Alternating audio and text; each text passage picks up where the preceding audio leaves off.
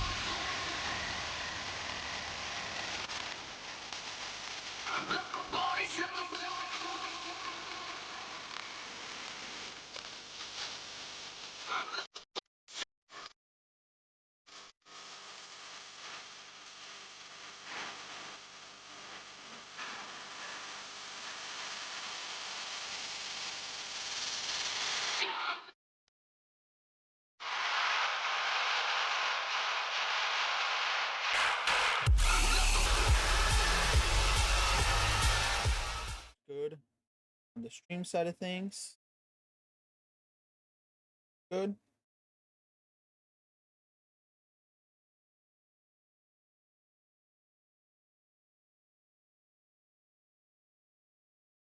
sir. All right. And now be able to see. Well, let me know if you guys can hear as well. See the screen well. See the presentation before we get started. What is up, Dragon Slots?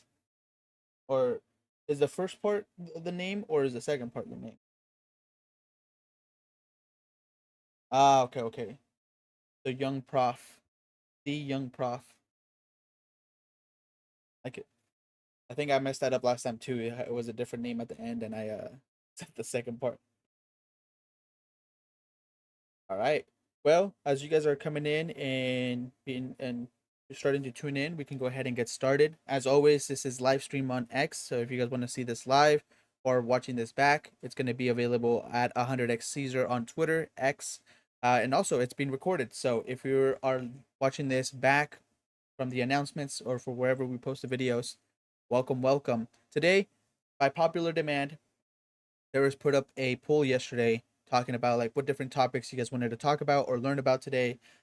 And the one that won the most by a small margin, because leverage was winning for a while, is news that move markets. So understanding how the news that happen around the world actually affect the markets, how they affect the charts, and more importantly, how they can affect your bags. So that's what we're going to be covering here today. What I went ahead and did is one, there's a lot of different kinds of news that can affect the markets, like a big number, dozens. And there's a lot of things that can affect the markets and the crypto side of things. So what I went ahead and did is just looked at the top three that I believe are the most important to look at when it comes to the regular market side of things, and then the top three that are the most important to look at in terms of the crypto side of things. So you're going to get the best of both worlds. Obviously, we're traders. We trade stocks, but also we trade crypto. At least most of us here do. So understanding how regular financial news affect crypto and affect the markets, and then how crypto news obviously will affect your crypto bags is going to be very important. So I went ahead and took three of each, and that's what we're going to be covering today. So six different kinds of news that will hopefully be able to help you become a better trader. To start off, let's go ahead and just go over what the goals and the outcome of today should be. The goal is to learn three macro and three crypto news drivers that matter the most. How to label them risk on versus risk off. We'll cover what that means in a little bit. And also turn them into a plan. So once you know what the news are and the news are released, how to actually execute on them. You look at your trend, you look at your levels, you look for a trigger, you decide your stop and buffer, and then you look for at least 1.5 R room. Again, all this series, the To the Moon series, is meant to be a series that is built upon everything else that we've learned or that we talked about in the past. So if some of these things don't make sense to you, if you don't understand what we mean by trend, levels, triggers, stop and buffer, 1.5R, if some of this stuff doesn't make sense to you, feel free to go back and listen to some of the other To the Moon events.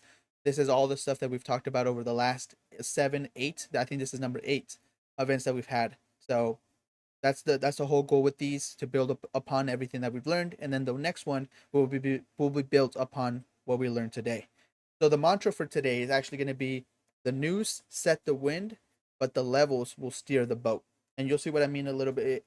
Well, you guys will see what I mean by this in a little bit, but that's going to be the mantra for today. So as we mentioned, we're going to go to three macros. So the macro news, the first one is going to be the CPI. And I like that we actually did news today, because the CPI actually dropped today, September 11th. So about, what was it, 2.5 hours ago, the CPI dropped and the news were dropped and the markets reacted. And we're actually going to see some examples of what happened, how they reacted, and how you can now go ahead and use that for the next month's CPI. So first of all, what the heck is CPI? Well, CPI is the Consumer Price Index. What it really means, put simply, is the monthly shopping basket price report, and that's done by the BLS. That's the U.S. Bureau of Labor Statistics.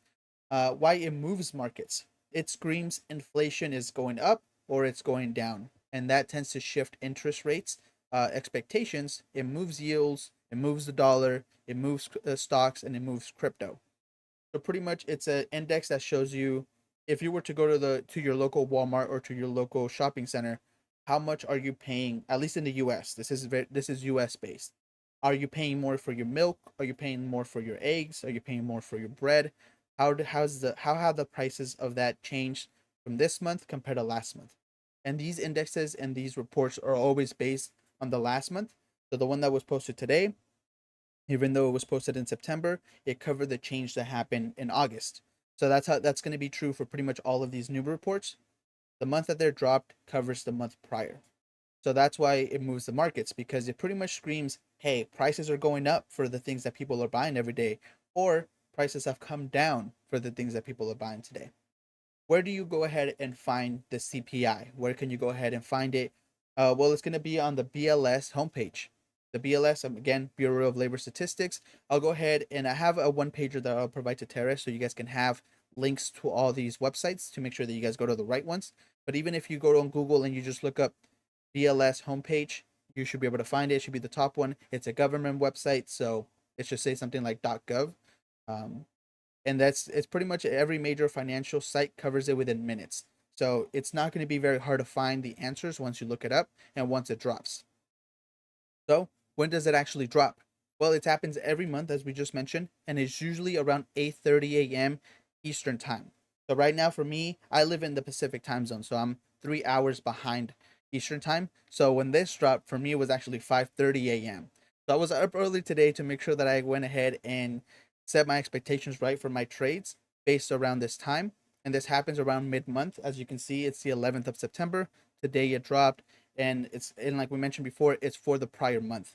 So even though it's September, the news that dropped today cover the changes that happened in August. Now, how do you actually prepare for this? You got to note the consensus for headline and core. Example: food, energy.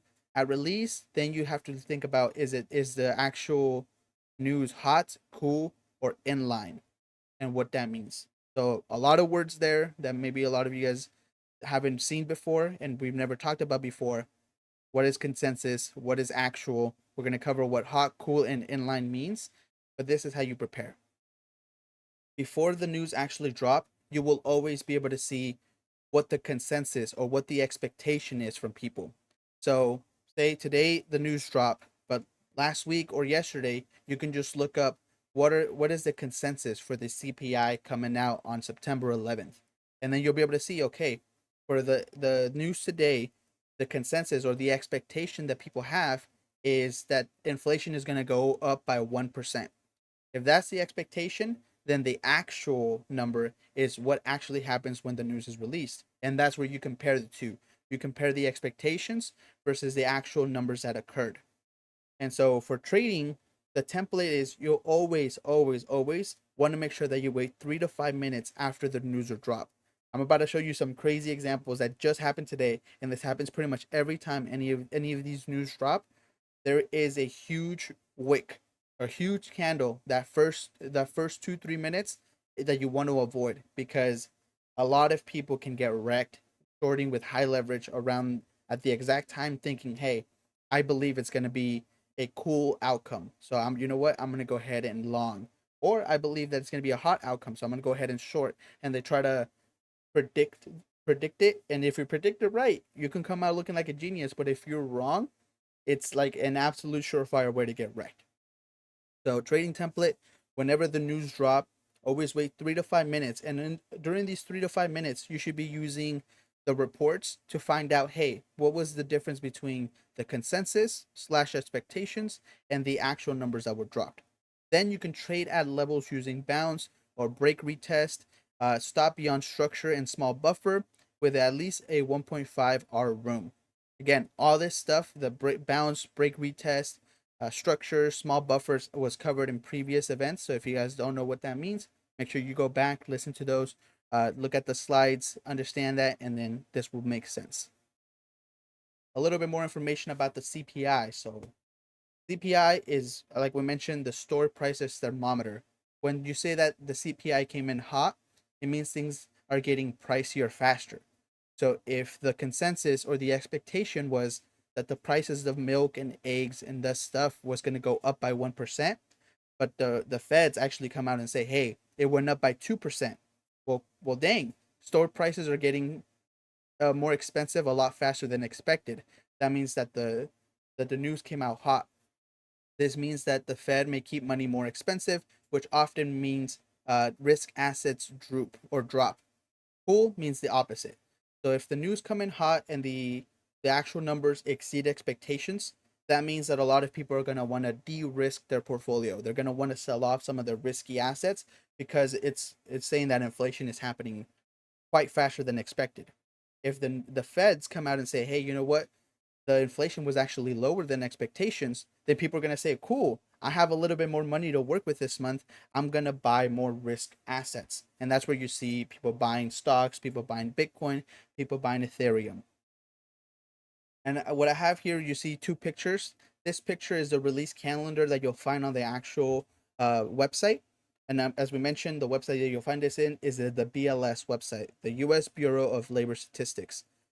This is exact. I took the screenshot exactly from their website, and as you can see, the release calendar for September 2025, the Consumer Price Index to CPI was dropped today, September 11th at 8:30 a.m. Eastern. So we saw that happen, and down here I took a screenshot of the actual release letter that they put, and look at this. The Consumer Price Index for all urban consumers increased by 0.04%. So this is the actual number. Um, I couldn't find a good example of what the consensus was, but I can tell you guys right now, and you guys can look this up to verify the consensus for the CPI for this month was actually 0.03%. So with that in mind, I have two quick checkup questions to make sure that everybody's following along and you guys are understanding what is happening. The first checkup question: if the CPI is cooler than expected, is your default bias risk on or risk off?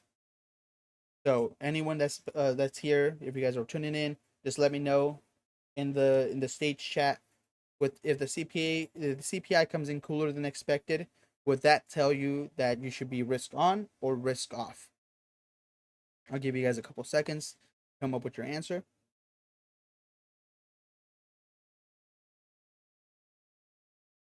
Fire. I don't think the terrorist's bot is recording the event, but I'm recording it from my own setup, so I'll make sure that he gets the video to make sure that you guys are able to watch this back if you guys do wish so.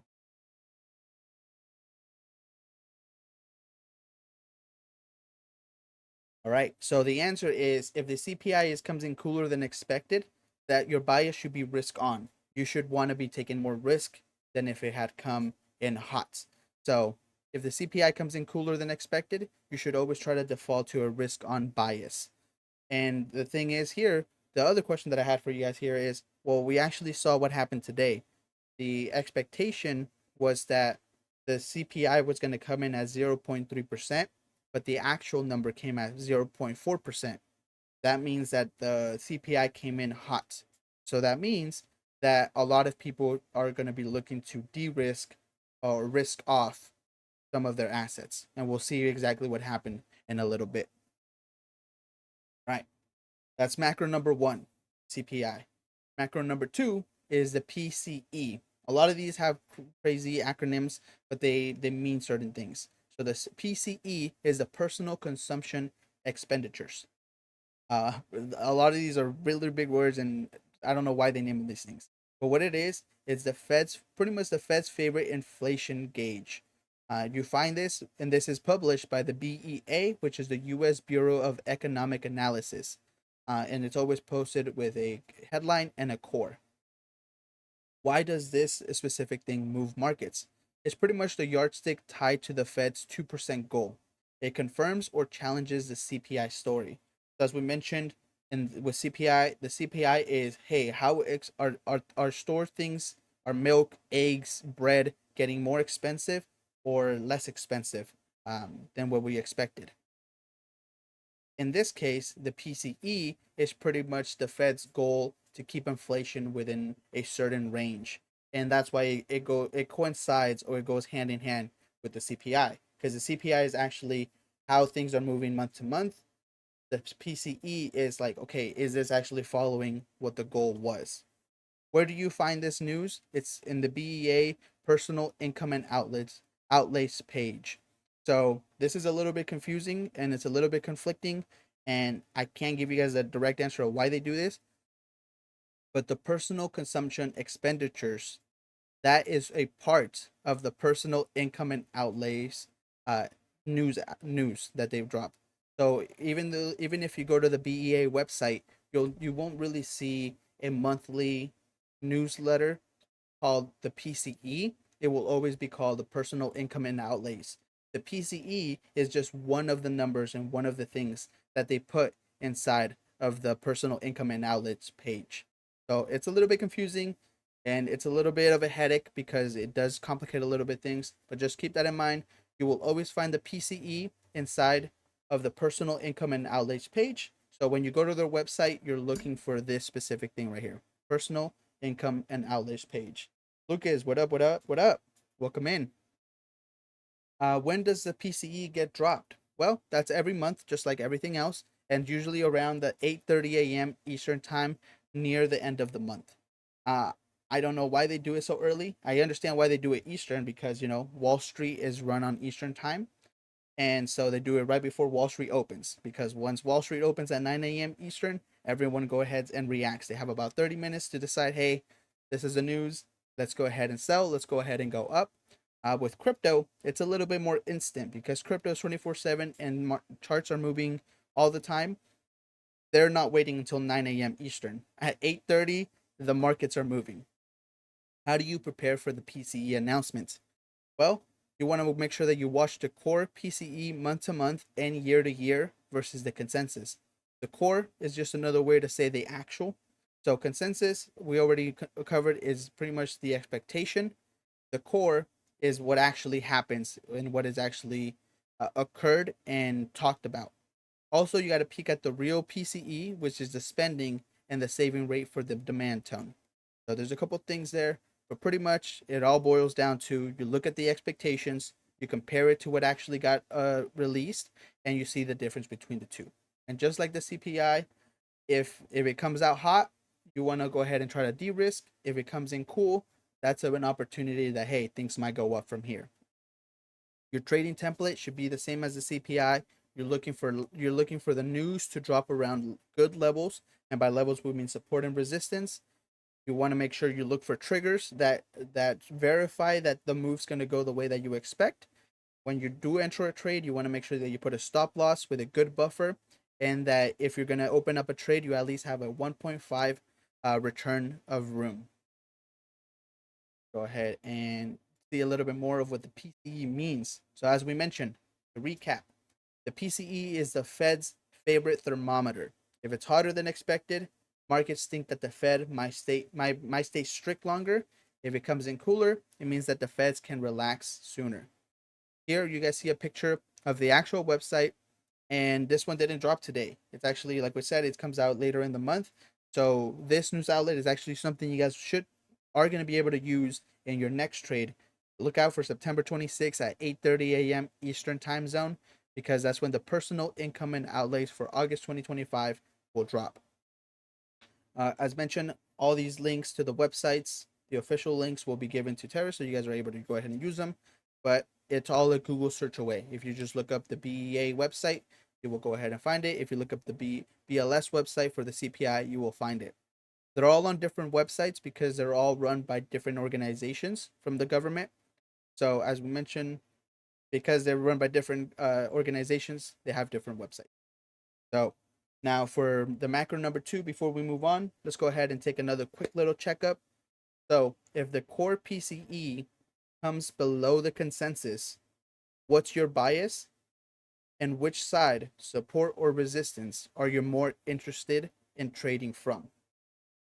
So anybody that's tuning in, if you guys want to go ahead and answer that, go ahead, just to make sure that we're all on the same page. If the core PCE comes below the consensus or below expectations, what is your bias and which side are you looking to trade from?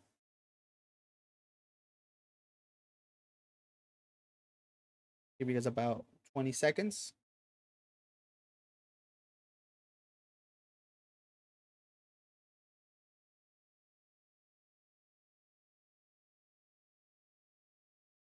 All right. As we mentioned, and I'll go ahead and go back one as you go here, just like how we did with CPI, the PCE is exactly the same. If it comes out cool, it means that hey, the news are actually good, where inflation is going a little slower than expected. So you're looking to be more risk on. You wanna be more bullish than if it had come in hot. And which side are you looking for? If you're bullish, you're looking for a good entry around your support level, because if you're looking at your resistance, you would be looking at the ceiling, but because we're looking for a good floor to take a long position from, you're looking for support. Right? uh Young prof, why does the PCE, the personal consumption expenditures index, move markets, and how is it tied to the Federal Reserve's policy goal? Well, as we mentioned here, it's pretty much the Fed's favorite inflation gauge. It's how the Fed pretty much tells you how inflation is going. There's always inflation, as everyone knows, is money being printed and things are getting more expensive because the dollar is losing value because there's more to go around. You're just like in a crypto token, if more is being printed, the market becomes diluted and people value it less because there's more of it to go around. The PCE is just that index that the Feds use to say, hey, how close are we to our goal of keeping inflation controlled? If it comes higher than expected, it pretty much just says, hey, we're printing more money than we expected at a faster rate. If it comes in cooler, it means that the Feds decided not to print this as much this month, so or last month. Uh, so that's how we go ahead and it's tied to that. Let me know if that made sense.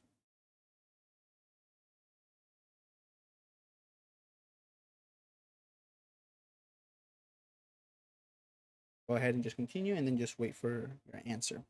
So that is the PCE. So far we have covered the CPI, the Consumer Price Index, and the PCE, the Personal Consumption Expenditures. For number three, macro number three, the FOMC, the Fed Decision and Press Conference. So unlike the other two or the last two, the two are just news that just drop at that exact moment. This is more of an actual press conference. So what is it? It's the Fed rate decision and statement that happens at 2 p.m. Eastern, and then there's a press conference 30 minutes later. So unlike the last one where it's just a news that they drop, this one is actually a news that they drop. They give you the statement, and then 30 minutes later they have a press conference about it. So they explain to you why they chose and why those numbers are the way they are, and so it helps you understand a little bit more. And this one's a little bit different and a little bit unique because unlike the other two, you have two times to be looking out for. So why does this move the markets? It pretty much sets and telegraphs the path of rates. What two more words that you guys are going to be seeing all over the place, and the reason why I'm putting them in this presentation is because you'll probably be reading these kind of words in your statements, in the news, or when you look up like the actual versus consensus. You'll be seeing things like hawkish and dovish. And that's why it moves the markets, because it pretty much tells you, are the rates going higher faster, or are they going higher slower? Where do you find it? It's in the Federal Reserve sites. There's live streams about it, and then pretty much all the major outlets go ahead and cover the FOMC. Young Prof has another question, seen on the last slide. Yeah, just let me know your question. When does it come out?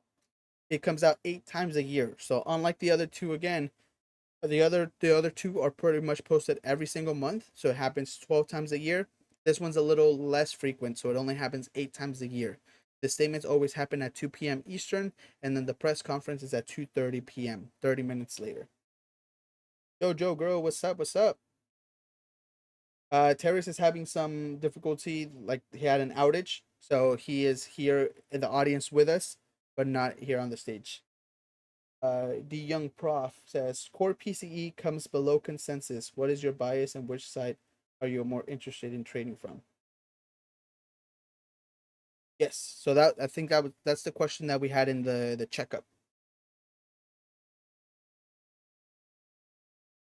So as we mentioned, if that's the question, the answer is your bias should be to be a little bit more bullish. You're looking for longs compared if it had to come in hot. Because if it comes in below the consensus, that means that the actual numbers were below the expectations, which is a good thing. And because it's you're looking for a long, when you're looking for a long, you're looking for triggers around your support lines. If it was the other way around and the core PCE came above the consensus, so came in hotter than expected, then you would be looking for shorts. And when you're looking for a short, you should be looking to enter shorts around good resistance lines. Or vice versa.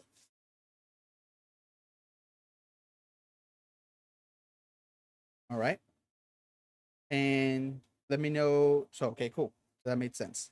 So, like we mentioned, 8 times a year, statements come out at 2 p.m. The press conference comes out at 2:30, 30 minutes later. How do you prepare for this? You got to know what the markets expect. And this is true for all three of them. Before the actual news events, the day before or the morning of, usually the day before because you want to be prepared. You should be looking up, hey, what is the expectation or what's the consensus around CPI, around the FOMC? These are things that you can just look up. A simple Google search, asking that question, or even just ask ChatGPT. ChatGPT not only will tell you the answer, but will also link you the actual websites and news outlets that are predicting these things. And so, how do you prepare? You know what the market expects, you know the consensus, and then you learn about the hike, the hold, and the cut odds. Pretty much like, hey, are they gonna hike the inflation? Are they gonna hold it? Or are they gonna cut it? What are the odds of that happening? And then you gotta map what the hawkish is. So, do you risk off or dovish, and then you go risk on? Like we mentioned, is the same thing. It's pretty much the same thing for all six things here. If the news come out good, you want to go bullish. If the news come out bad, you want to maybe go ahead and look for shorts. The trading template, expect two waves, and this is important because this one's different than the other two. You will have a wave happen at 2 p.m. Eastern, both in stocks and crypto, because at that time the stock market is open. And then 30 minutes later, when the actual press conference begins, it tends to also have another wave of movement. What you should be doing is you should be waiting for a level. You want to make sure that you're only trading around your support and your resistance lines. And that's one thing that we're going to go ahead and talk about. You should never be trading what's considered quote unquote in the air. If you're going to be opening up a trade, it should be near a strong support and resistance line. You wait for a level, you use your break, retest, bounce, or any other triggers that you guys have for confirmation. You set your stop and your take profit and stop loss, and then you got to make sure that you have enough room to make good profit. Sports asks a question: if news comes out the same like the previous one, what is the outcome? Really, really, really good question. So that is what we call. So if we go back a couple slides, right here, where is it? I wrote it down here. So right here. I can't highlight it, but right here where my mouse is coming in. So there's three options, right? So hot means that the numbers came hotter than expected or higher than expected. Cool, that means that the numbers came in lower than expected. And then the third option, what sports is asking, is in line. So what if the expectations and the actual numbers came in line? That happens and actually happened last month. The expectation and the consensus and the actual came out in line. So in those situations, you're actually just trying to be a little bit more hands off. Hey, the news isn't really going to affect the markets like if it would have come in cool or hot. So what you're looking for is say, hey, the news came in, it's in line, it's not going to really affect the markets. So then you not disregard, but you move from that and then you look for other opportunities based on the charts, based on under indicators, or you wait for the next news to come out and then trade based on that. So for a good rule of thumb, you trade if it's hot, you trade if it's cool, or you look for trades. But if it comes out in line, you just go on about your day like if nothing had happened. Solitudes ask, hey, what is the date for these news? Another really good question. So it changes. That's why right here I have mid month and not a specific date, because this month it happened on the 11th. Next month it might happen on the 10th or on the 7th or on the 13th. The best place to find when the dates are actually going to happen is just going to the websites themselves. And every single one of these websites will have a calendar. As you can see here, by month, you're able to see the calendar for August 2025, September, October, November. all the way until the end of the year. So at the latest that you can see is December 2025. And then if you just click those release calendars, you're able to see exactly what happens every day of that month. And as that's what you see here, we have highlighted the CPI occurring on the 11th, which is today. And then you see other things happening like in consumer expenditures, which is a different kind of news, not the same one as we talked about. The next one comes out there. So as we mentioned, and this is also another good time to remind you guys, these are only three of the dozens of news that drop every single month, and three of the news that you guys can use to trade. All these other ones you can also use to go ahead and trade, and maybe we'll cover them in a future event where we dive in deeper to news if that's what you guys want to cover more. But these are just the three that are widely known and widely considered as big market movers: CPI, the PCE, and the FOMC. There's different dates for different releases. That is true. If you did a quick Google search, I believe they have a calendar for it. Correct. And if, like we mentioned, they will all the dates will be known to you ahead of time, pretty much within like months ahead of time. So you'll just be able to look at the calendars, look for the date, and then just put it on your own Google Calendar or whatever calendar you app you use to make sure that you get a notification maybe the day before to remember, okay, crap, next or tomorrow the FOMC is gonna release. Let me go ahead and prepare my trades for those news to come out. So that is the FOMC. To recap, the FOMC is the Fed's thermostat. It pretty much tells you, hey, we'll keep it cooler for longer, which is hawkish, or the risk assets and the assets often shiver. But if they hint at a warning, which is dovish, then risk assets relax. Pretty much a thermostat. If they say, hey, we're gonna relax on the rates, people get bullish. If they say, hey, we're gonna get stricter on the rates, then people become a little bit more bearish. A checkup for everyone here. Why do we often wait until after 2:30 p.m. Eastern to trade the Federal Day move? And as we mentioned, the statement comes out at 2, the press release comes out at 2:30. Why would we want to often wait until 2:30 to trade this news compared to just trading at 2 p.m.? Give you guys another 20 seconds to answer that question.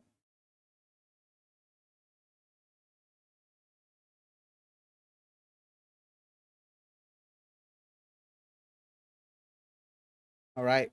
So the answer is because we mentioned that there is two waves that happen at 2 and 2:30. It's often better to wait for the 2:30 because most people, or a lot of the times, the 2:30 wave is the stronger one. The 2 p.m. one has a wave and has movement, but the 2:31 is really when they start explaining it, and that's when a lot of people have taken to like, hey, let's wait the 30 minutes. There are some people who just trade at 2 and then double down at 2:30, but for the most part, if you want to be more conservative with your money, you want to be a little bit safer, you should wait for the 2:30 because that's when the real impact starts happening. Since most people are waiting for the press conference rather than just a statement. Correct, Terrace, is because the impact starts after the announcement or once the press conference starts. And as you can see here, I also have a screenshot of the FOMC, the Fed website where you can find it in this month. So this is another one. We talked about one that already happened and it happened today, so we'll be able to see the ramifications of that news. And then I'm giving you two that you're actually going to be able to act upon later this month. So in September 26th, you're going to have the PCE come out, and September 16, 17, next week, you'll have this meeting. And it's interesting that they put here an asterisk, and because the meeting is also associated with a summary of economic projections. That's a whole nother topic for a whole different event, but that just means that's going to be talking about multiple things during that conference. Compared to, like, for example, see what happens in October, they're just going to be covering the FOMC. So September 16, 17, keep a look out at, mark it on your calendars. September 26, 8:30 a.m. Eastern, mark it in your calendars, and just be ready. Go ahead and try it. You guys don't have to risk any money. Open up your paper trading accounts that we've had set up with TradingView. Go ahead and try to prepare yourself a day before. with the predictions and the consensus of what people are predicting and expected to happen. And then when the news drop, go ahead and try to trade. Wait your 3 to 5 minutes, wait for the news to spike up, and then look for a good entry, and then try to test these theories out yourself and see how well you do. I would love for you guys to be able to try it out. Come back in 2 weeks when we come back for another event of To the Moon, and then tell me, hey, I had a really good success in my paper trading account. Or if you're really ballsy, you try it on your own personal money and let me know if how well you did. So, all right. So those are the three macro news events that affect not only the stock market, but how now recently, now that the more and more crypto becomes institutional with the ETFs and everything, and more people becoming involved in the crypto markets that come from regular finance, the more and more that these macro news events that move the stock market will continue to move the regular crypto markets. Maybe 10 years ago, that wasn't the case because crypto was just on their own bubble. But now that we have things like BlackRock, Fidelity, and these big institutions having ETFs and moving markets and moving volume, these events and these news will continue and more affect the crypto markets. So you should be aware of these, you know them, and you should be, if you're not going to trade them, at least be aware that during those days, maybe you don't want to trade. Gabriel, what's up? What's up? Yeah, we're finally talking about some news. I'm excited. All right. So now we cover three macro news events that affect the markets. Let's go ahead and cover three news that are not as consistent as the macro ones, because the regular news are federal, based in the US. These are more crypto catalysts that can occur. Not every single month, not every single day, but things that you should be looking out for and keeping your eye out on. The first one, we just finished talking about institutionals, but we're going to talk a little bit more about institutional movements with the ETF catalyst. So, as everyone knows, ETFs, we have Bitcoin ETF, we have Ethereum ETF, an Avalanche ETF has been filed, Solana ETFs have been filed, XRP ETFs have been filed. So, there's going to be a lot of catalysts still coming out, even though we already have two approves. So, when we talk about ETF catalysts, we're talking about approvals, we're talking about launches, we're talking about daily flows. So daily flows just means how much money is coming into an ETF or how much money is coming out of an ETF. And that just means, like, are people buying more ETF shares or are they selling their ETF shares? So what is it? Spot, Bitcoin, Ethereum, and all other assets that are getting ETFs, getting approved, getting launched, getting their daily net inflows and outflows. That's what we're looking at. Those are the catalysts that we want to keep an eye out on. Why does this move the markets? The ETFs are big pipes that push money in. Inflows, tailwind, or outflows, headwind. So, because money will be a lot, and with ETFs, it's a lot of money most of the time. Because big money is moving in and out of the markets in crypto, these things move. So whenever you saw the Bitcoin ETF get approved, maybe it wasn't instant, but that was one of the biggest catalysts that took Bitcoin from 45,000 to 124,000 of the all-time high. Same thing with Ethereum. Ethereum, for years, people were saying, look at that, ETH is not moving, ETH is not doing anything. Well, boom, as soon as they announced that the Ethereum ETF was approved and people started being able to buy it, Ethereum went from like $1,500 to a high of 4,500. So these things are important for you to know and keep an eye out on. Asian guy has a question. Does the institutional whale investors use news against the public retail investors? I don't know if I would say against. I think they use it for their own advantage. And I think, and because these news are public, I think it becomes a tool for us, for the public and retail investors, to take advantage of also those big pocket whales that move the markets. Now we can go ahead and ride that wave as well. So in some cases, yes, they do take advantage, because if you have a lot of money, you're able to move markets in a way that maybe someone with $5,000 in their portfolio can't. But instead of seeing it as a bad thing, what we try to do is look at it as an opportunity to say, okay, cool. If we know that the big guys and the whales and the institutions are going to be acting upon these news, let's make sure we prepare ourselves to also be able to react in the appropriate ways to those news. Do they get the news beforehand? Well, that is more of a conspiracy thing that I can't confirm nor deny because I don't know. We There's potential that maybe they do get the news beforehand, like the legislators and the people that are actually releasing um, these news already know beforehand. It's not like they post the news at 8:30 and they found out at 8:30. They obviously knew beforehand, but the laws are supposed to say that they're not supposed to share that information with people ahead of time. Whether that happens or not is outside of the scope of this event. But the best that we can do is just try to prepare ourselves with the information to, hey, like we said, even if you don't decide to trade with this because you think that it's going to be manipulated, at least you know when they happen, why they happen, and how to prepare yourself to maybe say, hey, during those days, I will close my positions and not try to participate so you don't get taken advantage of. Yeah, that is true, Terrace. Terrace says there's heavy checks in place for insider trading, but I'm sure it does happen still. Yeah, I mean, we have seen a lot of people get very reprimanded in the government for being caught doing so. And even though people are saying that it stopped, I lean on the side with you guys that I'm sure it still does happen. Um, but that still doesn't take away.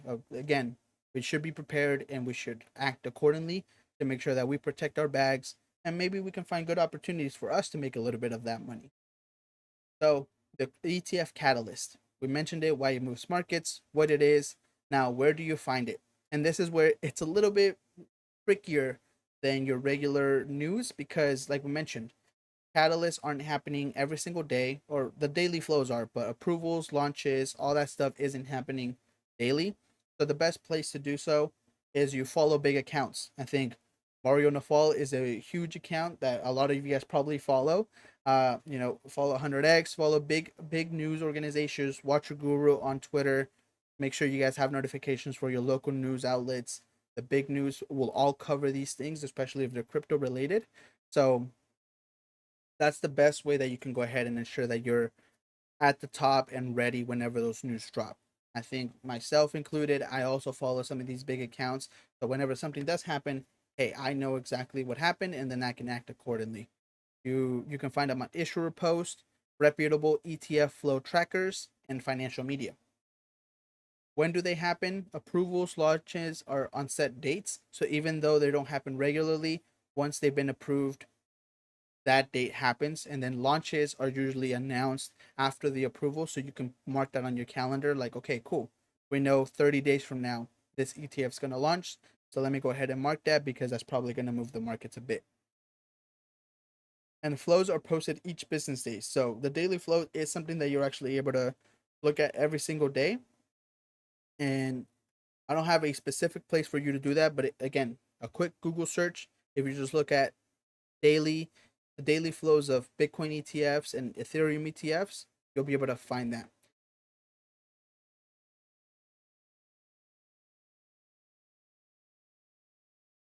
So now a little bit more on how to prepare the trading template and then how to look at it. So how to prepare, risk on, meaning that we want to go ahead and be a little bit more risk. Strong, persistent inflows, meaning that more money is coming into the ETF, should signal that there is good movement and you would want to be bullish on that asset. If money is coming in into Bitcoin, Bitcoin's gonna go up. And the same thing, if, for example, Avalanche or XRP or Solana gets approved for an ETF, that's gonna be a really good time to become risk on or bullish on that asset. On the opposite side, where you want to be risk off or bearish or try to de-risk yourself, is when you see a lot of money being taken out of these ETFs. People are selling them, people are taking the money out. BlackRock, Fidelity, all the big guys are saying, hey, people are taking the money out. Take that as a sign to say, hey, maybe things are going to go down a little bit. Or you hear so and so asset has been denied or delayed or whatever it is for their ETF. That's never a good sign. And even if it's not a outright denial or negative ruling, it could just be a delayed. I mean, if you guys remember when Bitcoin wasn't that long ago, I think last year, when Bitcoin was getting approved for their ETF, there was a lot of delays. I think like 5 or 6 delays that happened, and every time it delayed, people were like, "Wow, does that mean that it's going to get denied? Wow, does that mean it's going to get denied?" and the prices always took a little bit of a dip during those days. So even if it's not an outright denial, a delay can also affect um, a crypto asset negatively. How you should trade this, your trading template. Inflows, meaning money coming in, you should be looking for longs at support, break resistance, or support with break retest going upwards. If money is coming out or you're having outflows, you should have a short bias, looking for shorts at resistance levels with break retests going down. Think of an ETF as a funnel. Lots of water coming in means that the pool level will rise, prices go up. If the water is being drained out, if the money's taken out, then the pool level falls and the price is going to go down. All right, a quick little checkup for everyone here to make sure that we're all on the same page. That if you see 3 days of big net inflows, are you leaning long or short? And from which side of the charts, support and resistance? Marshmallow says long. What up, Marshmallow? I think that's your first time saying what's up, or maybe I missed it. But if you did say what's up, what's up, what's up? Good to see you here.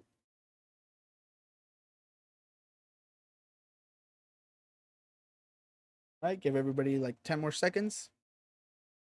You see that 3 days of big net inflows. Are you leaning long or short? And which side of the chart are you looking for your entry? Support or resistance? Funky also says long. Captain Easy also says long. You guys are right. If you see a lot of money coming in into Bitcoin and Ethereum, or you bet your butt that that usually means that the market is going to be looking for a potential upside. So you should be looking for longs at your support level. So if you look at a chart, you want to go, if you're going to open up a long, you're looking for a bounce retest or something happening around a support that will give you an extra indicator that the market will go up. Nadia, you can also see it as a resistance. So that's a little bit riskier just because that means that we're already going up a trend. So if we're going up a trend and the price breaks through a resistance, retest it, and then continues to go up, you're completely right.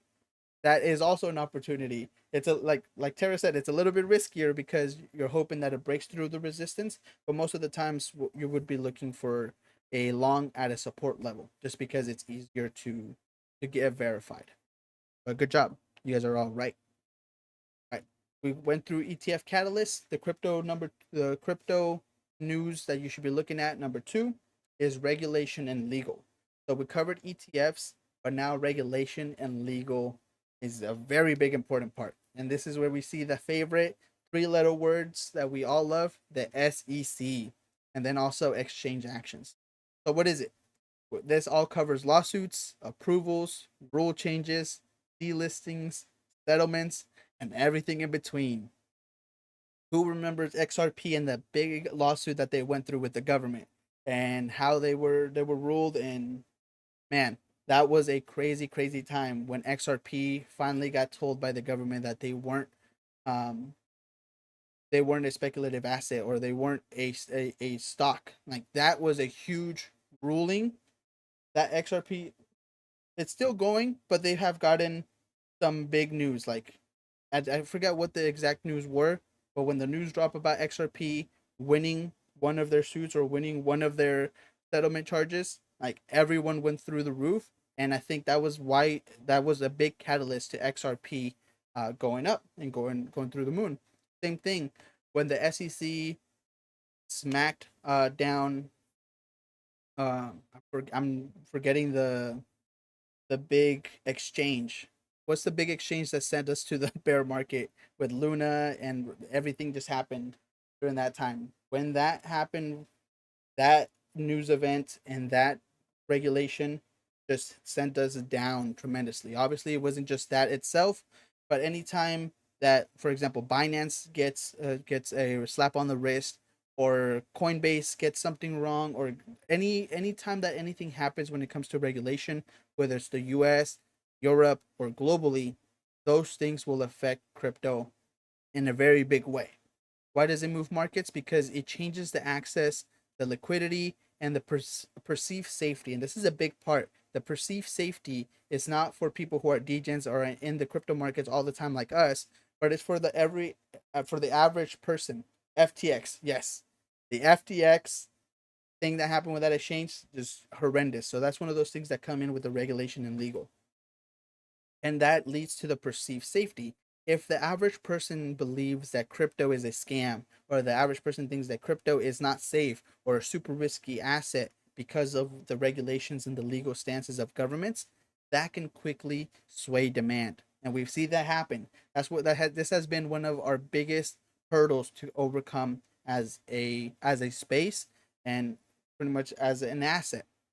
Where do you find it? Agency websites, exchange announcements, or major news outlets, or X.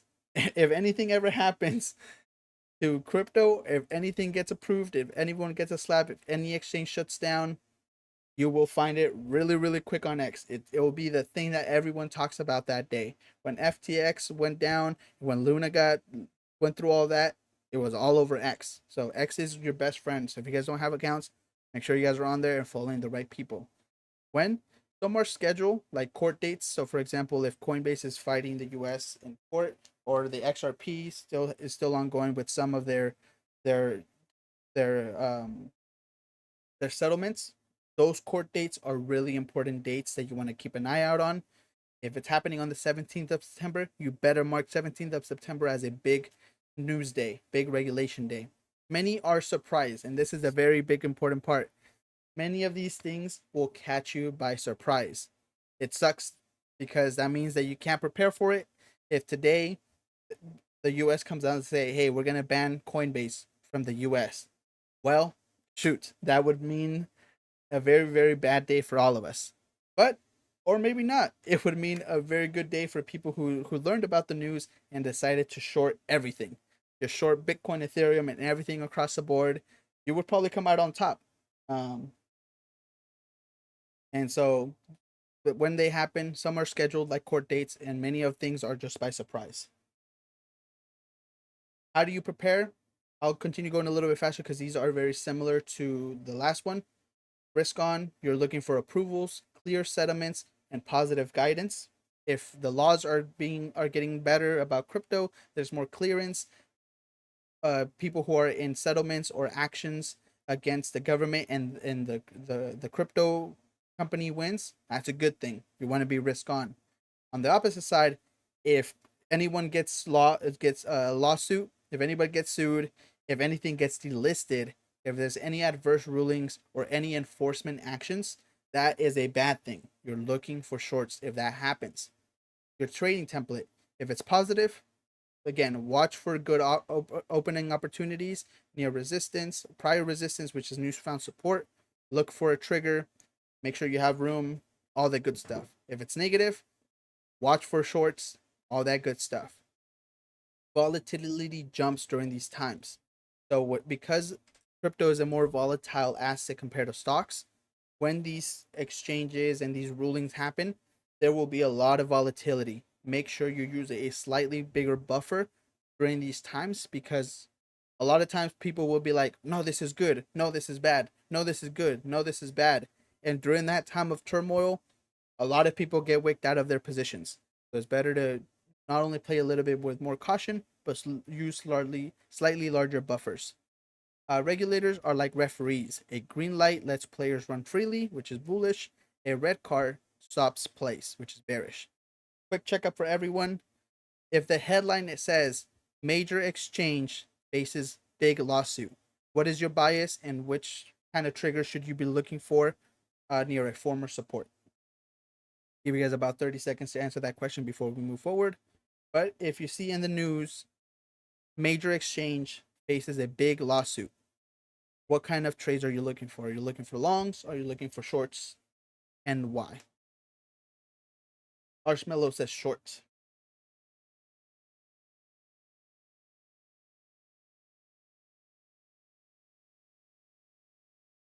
Link says that's also a short. I agree with you guys. That would be a short. If we find out that any of our major exchanges, especially the one in your the ones in your country, I know we have people from all over the world. That is important, especially in a region base. For example, if Bybit went down or something happened, that wouldn't affect the US as much, or US markets when it came to the access, but in your specific region that might affect a lot more. But if someone like Binance, which is global, gets hit, that will affect a lot. And it also depends Coinbase, because it's not only, even though Coinbase is technically just mostly a US entity or an exchange, it getting hit will have worldwide effects because of just how big it is. The smaller the exchange, the smaller the effects can happen, but it can still affect you if you hold money inside those exchanges. But if it's a big exchange, it doesn't matter where you're from, and even if you don't use it, it will affect the entire space. All right, last one here: stablecoin and exchange stress, depegs, outages, hacks. So this is where we talk about our homie SFB. We talk about all that good stuff, FTX, Luna, all the times that USDT has depegged, all that good stuff. All that will be a catalyst for change in crypto. What is it? A stablecoin loses its $1 peg, which we have seen a lot. The USDT has depegged, USDC has depegged on certain chains. Whenever that happens, that is not good. People do not want to, if your dollar is losing value because of a depeg, people do not like that. That is negative news. You want to make sure you look out for those, you keep an eye out on those things, or an exchange or protocol is down, compromised. Whenever Sol goes down, Sol takes a hit. If, for example, Coinbase goes down for like 6 hours, or a chain goes down for like 6 hours, all those things will affect its corresponding assets. Why it move markets? As we mentioned, it hits the plummeting. It hits the plumbing of crypto liquidity and trust, and it can cause rapid cascades. This is more of like you have to see it happen in order to be able to react. Because if you're 30 minutes late or an hour late, everyone already sold, and unfortunately, you're a little too late. Where do you find it? Official status pages. So if you for some reason follow like the Sol website, the Avalanche website, ETH websites, issuer posts, security researchers, on-chain alerts, which is a really important one. If you have on-chain alerts for the chains that you use mostly, you'll know if there's ever any outages or ever any hacks.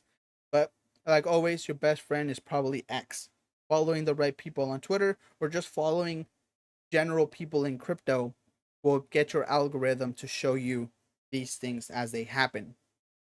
Trust me, if you're on Twitter, if you're on crypto Twitter, you will find out very quickly if anything goes down. When? Usually unscheduled and fast moving, because no one ever expects the dollar to depeg. No one ever expects an outage to happen on any of their exchanges or chains. So it's more of like you just have to have your notifications on, and if it happens, boom, you have to react. One of the biggest accounts that I think you guys should always also all follow is Watcher Guru. I'm not affiliated to them in any way or shape or form, but they have been a really good form of information in the past for me and continue to do so. And they're really good about being accurate with their news and being quick with their news. Right. How do you prepare? Treat ongoing stress as risk off. Avoid changing mid-air spikes. Look for failed retest to short. If a credible fix lands, watch for reclaims to long. What this means is if a outage happens on ETH and everybody's like, "Rep, we gotta short ETH. We gotta sell all our ETH because it's gonna go down." But then you happen to miss that. But 30 minutes later, you see that ETH is back up. Well, guess what? ETH might go back up. So that's a possible good chance. Even if you missed the outage, you'll also take advantage of the fix that happened. You gotta take profits quicker. 1.R5 room is fine, but when you're trading something that's occurring within minutes, within seconds, within less than an hour, it's better to just be active, watch the chart, enter a trade, and then exit whenever you think the volatility is done. Stable coins are the cars that is the gas that cars run on. If the gas is leaking, everyone slows down or pulls over until it's fixed. Right. Final checkup of the event. If a top stable coin dips to 98 cents, what is your immediate posture? Do you trade or wait, and why? I'll give you guys about 30 seconds to think about it, answer the question, and just let me know what you guys are thinking. If a top stable coin, if USDC, USDT, if DAI dips to 98 cents, what's your immediate response? What are you looking for? Are you looking for long, shorts? Do you trade?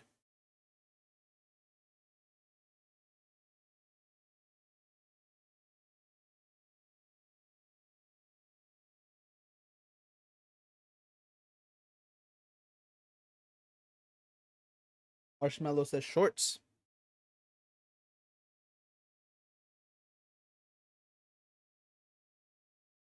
Champion also says shorts. And I agree with you guys. If your stable coins are dropping in price or depeg in the negative direction, you're looking for the shorts. Yes. I like the GIF, Marshmallow. And you know what's crazy? Often it also happens if the stablecoin depegs the wrong way. If you for some reason USDC or USDT are now $1.04, $1.05, people are also shorting because guess what? If my stable coins all of a sudden, if my dollars are certainly worth more, I'm gonna cash out on that money and then just wait until it pegs back to $1, then get my dollars back. It's a funny thing, but whether it goes up or down, any change, any depegging of a stable coin is is a short position. Right. Practice and next steps. Before we cover this part right here, just let me show you guys this little chart. I want to just make this as big as possible because this is exactly what happened this morning. Smaller. Look at this. And I saw this go live. So this is the minute chart. This little green candle is 5:29 a.m. my time, 8:29 a.m. Eastern time. When the news dropped, boom, 8:30 a.m. this fat red candle. Because we talked about the CPI, it came out hotter than expected. The interest was higher than it was expected. The actual was higher than the consensus, meaning the news came on hot.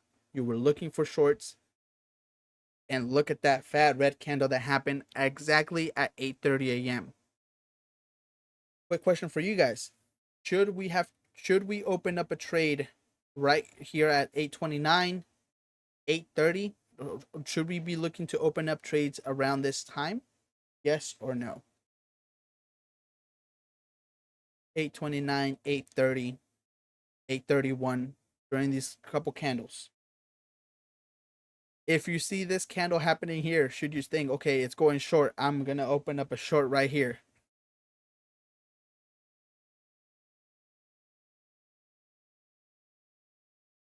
Sarah says no, LOL.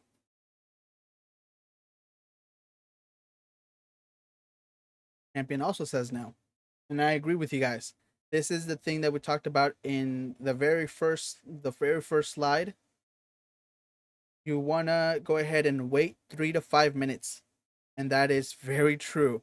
If you said, you know what, I'm gonna go ahead and trade, and it's happened to me, I'll go ahead and raise my hand and say I have made this mistake before. I have been the person that when they saw this fat candle and said, hey, the news came out short, I entered a short right here, thinking it was gonna go down further. And then guess what happened to me? My money went the opposite way because everyone over saw the overreaction, and then everyone who sold bought back in and then brought the chart back up. So who was it that was talking about Asian guy? This is more of the manipulation that we're talking about, right? The big wallets, the big whales either can predict or are very quick with their money. They have their hand on the trigger, have their finger on the button to click buy or sell, and as soon as the news drop, they know which direction it's gonna go, and they push it. That is why you want to make sure that if you're gonna trade on the news, don't do it mid-air. Don't do it around here. Don't do it while it's happening. Wait 3 to 5 minutes. See which direction is gonna go. See how big the change is actually gonna happen for the news, and then act accordingly. Don't get caught mid-air.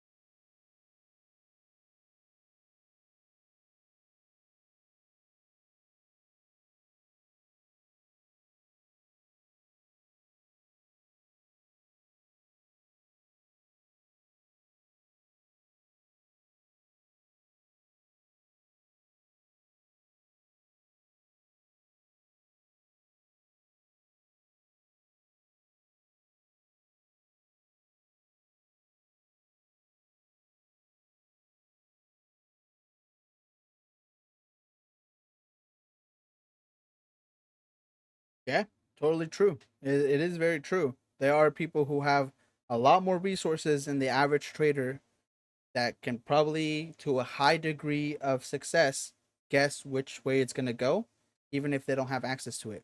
Or maybe there's some people that do and they can trade it. Palace of Joy says, but it is good to gamble. Well, yes, sometimes it is good to gamble. And if you would have gambled that it was going to go short, but see, look. So because we're in the minute chart, right? This is like the 15 minutes prior to the news happening. A lot of people get faked out here. This would tell a lot of people, especially people who aren't aware of what's happening or don't even know that the news are dropping today. This movement would say, "Oh wow, the market is picking up." And if I were to, let me see if I can show you guys. I think I can have the chart pulled up. Yeah, have Trading View open. This is all, we're in the 1 minute chart. This is all yesterday. This is around the horrible events that happened. After that, the market just continued going up, continue going up. These are my resistance lines that I have, or my support line and resistance that I have on the 1 and 4 hour charts. So I've been looking for trades around these areas. Around here, everyone's thinking, okay, cool. Maybe we're looking for shorts. People are thinking, okay, the shorts are happening. Anyone that is seeing the news coming soon will see that, okay, people like, the time zone is wrong here, but this is like an hour leading up to the news. This action catches a lot of people off guard and that think, oh wow, the news must be coming out bullish. That means I should open up a long. But a lot of this time, it is a lot of people trying to guess and be ahead of the markets. And then when the news actually drop, if it would have dropped positive, yes, we would have seen a massive green candle. And I wish I could go back to a month in the minute chart and seen what happened last month, but I don't think I can see that many candles. But yes, look at that. It happened here short. And look what happened a couple minutes later. It started stabilizing. It came back up almost like 70% of the drop that it went down. And since then, it's been almost 4 hours, 20 minutes until it's been 4 hours of that news dropping. And now we're just moving sideways. It does take the time, the markets after the initial drop off. If the news aren't big enough, I will mention, I think, who asked, I forget who asked. Someone in here asked, "Well, what happened if it's in line or if it's the same? If the price isn't that much different, the markets are going to move sideways.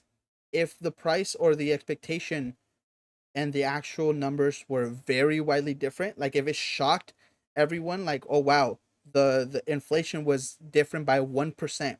1% is huge. The difference in today's news was 0.01% in terms of expectations and the actual numbers. And this is what happened with 0.01%. If it would have been 1%, we would not be trading sideways. Everyone would be saying, everybody dump. We would be seeing the markets come closer and closer to this price line than if we would have been closer to retesting here. And just to show you guys that that is true, how fast it can happen with news go the wrong way. I can't see it. Let me see if I can move up to the 2 minute chart. Look at this. When the confirmation of news, I forget the name of the news that happened here. Look at how much it dropped. It wasn't just like 1 minute thing. It continued to drop significantly and very quickly. And funny thing, I opened up a long here. My take profit got hit here, and I opened up a short when this happened because I saw a quick little thing. But I did not expect the news to be this drastic that it hit my take profit again within like 30 minutes. 30 minutes, I went from a long position to a short position, and both hit take profit within an hour, which is insane. And that just shows you the power of the news and keeping an eye out on for potential opportunities. This took over what, 2 days? No, this was over a day and a half. September 4th to September 5th. And then this was like 30-minute trade. I literally came in and then I left for like an hour and I came back and I was like, whoa, it got hit. And as you can see, depending on the severity of the news, it changes how drastic the markets will react. So keep that in mind. And that's a little bit of, and that's why I was telling Terrace before we started this event, it's awesome that we're talking about news because a major news dropped today and we have legitimate data on the charts that we can see of exactly how the markets act. And that's the beautiful thing about history and how people react. history tells us that it's bound to repeat itself. Even if it's not exactly the same, people will tend to react the same to news as they've done in the past. And this just shows you that. So let me go ahead and delete that. Just go through the final. This is the final slide. Practice the next step, and then we can go ahead and start wrapping it up. Execution guardrails. Same as we've talked about. We've mentioned it like 4 or 5 times, maybe 10 times today, because it's so important to continue drilling it and getting it in our minds. You want to make sure that you mark your support and resistance lines around the 1 hour or 4 hour, and then refine in a smaller time frame. I personally use the 1 and 4 hour to mark my support and resistance, and then trade on the 15-minute and 5-minute chart. Then, number 2, once you have your lines, confirm the scenario. Confirm that the news are hot, if it's cool, if it's in line, if there's positive, negative, or neutral news, confirm it. Make sure that your expectations and the actuals match and that changes are confirmed. Then wait for a trigger at your levels. If you have your support and resistance, wait until something happens. Another thing that I forgot to mention is look when the news happened. Yes, it was near a resistance line, so you say, okay, this is a pretty good entry, and it was if you had guessed it. But now that it came through here, the rest of this action is happening, quote unquote, mid-air. I can draw more lines here in the 5-minute chart or 10-minute chart, but if I look at the 1 hour chart, where I draw most of my lines, as you see here, we're pretty much mid-air. We've mentioned in past events that you shouldn't have 35 support and resistance lines. You should have 3 or 4 good ones at really good points that have been tested and retested time and time again. Right now, opening up a short or trade here is a little bit riskier because you're mid-air. You're not at a support. You're not at a resistance. You don't have a trigger that you can use to be able to confirm your trades. And that's why we go ahead and talk here. Make sure that you wait for a trigger at your levels, a bounce, a break and retest, an occasional fake out, all those things we've covered in the past. And then make sure that your stop loss is beyond the structure with a little bit of buffer. Same formula as we used in the past. Make sure that the room that you have to breathe and to make this trade is as big as that. When we talk about room, it's like, okay, where's your take profit? Obviously, most of my time, my take profits will be here. My stop loss will be here. Make sure that this room here is bigger than the room that you have to get stop loss, because that means that you have a higher potential to make profits compared to what you're putting up for risk. Make sure that you have the proper sizing, your fixed number of risk divided by your stop distance, and then round down. Bracket OCO, entry plus stop market, only reduce, and then take profit, reduce only. Again, this is stuff that we've covered in the past, and we'll continue to hammer it down in future to the moon episodes. But this is how you go ahead and implement the news into the formulas and the steps that we've covered in the past and that we've used in previous to the moon episodes. Well, that's pretty much everything I had for you guys here today. Terrace, thank you so much for having me back. I expected this one to be around an hour and 30. That's what I had it marked at, but we did it in an hour and 15 this time.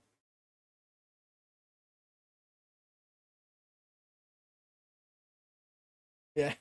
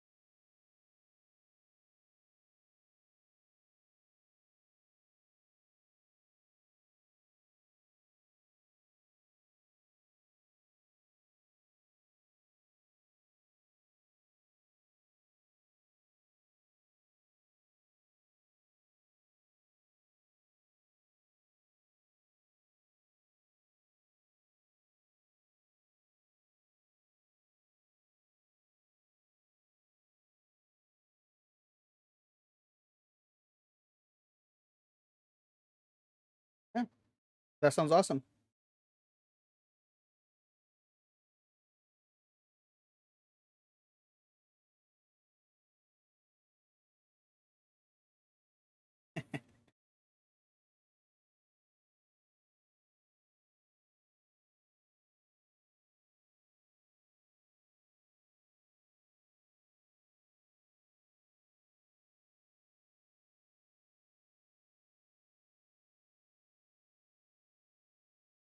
Yeah, definitely. No, I appreciate you guys all stopping by, especially if you guys are in the States. I know September 11th is a big day, so I know a lot of people have decided to take the day off, spend it with their families, decide not to be online today. So if you guys decided to show up to here today, hang out with us, learn a little bit more about trading, learn about news. Appreciate you guys. I hope you guys have a wonderful rest of your week and your weekend. And like we mentioned, you guys have not homework, but you guys have some stuff that you guys can keep a lookout for this month that you guys can actually put into practice.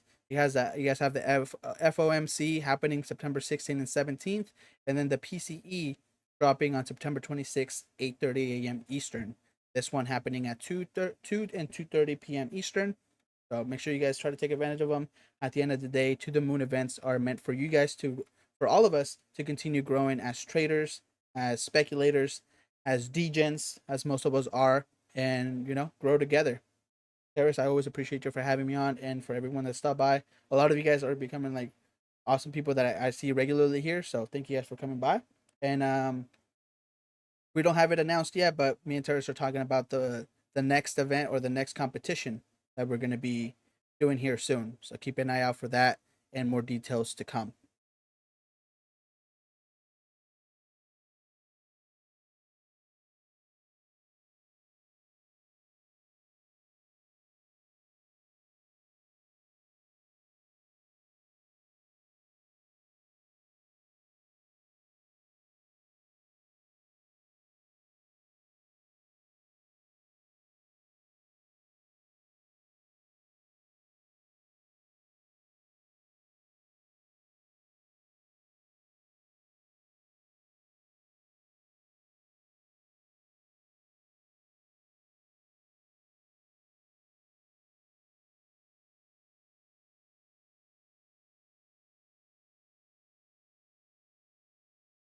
Yeah, that sounds awesome.